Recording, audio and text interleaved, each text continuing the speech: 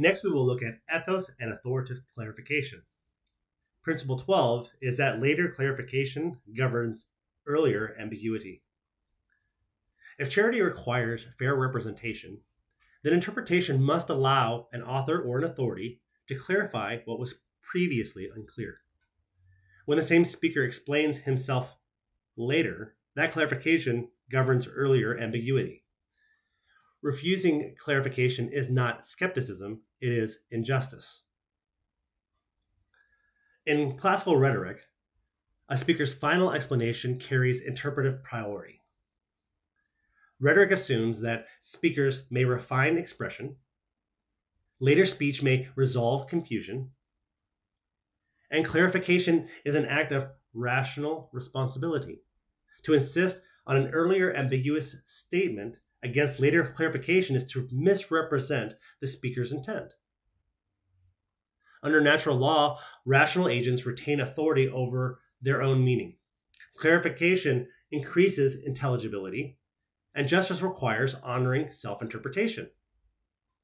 This principle governs contracts. Later definitions clarify terms.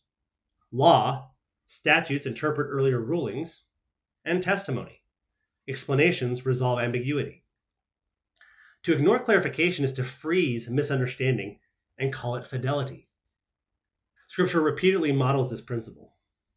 In John chapter 16, Jesus says, I still have many things to say to you, but you cannot bear them now.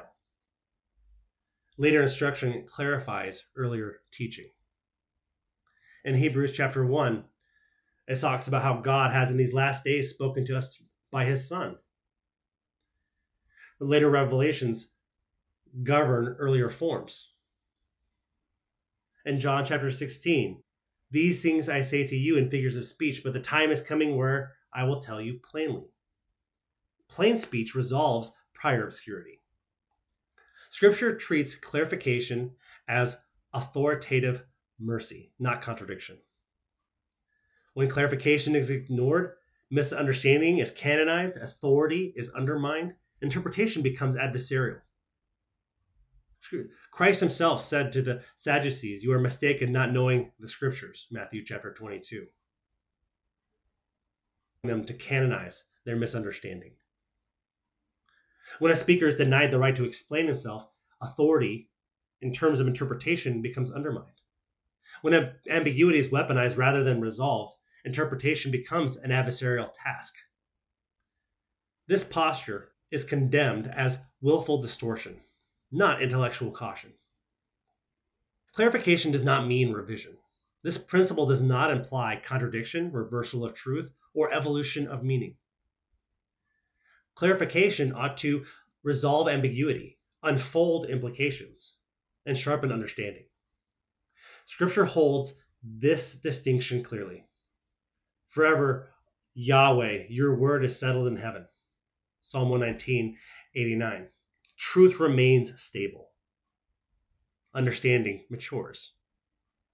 Affirming authoritative clarification rules out absolutizing early ambiguity, resisting later explanation, or accusing contradiction where clarity is intended.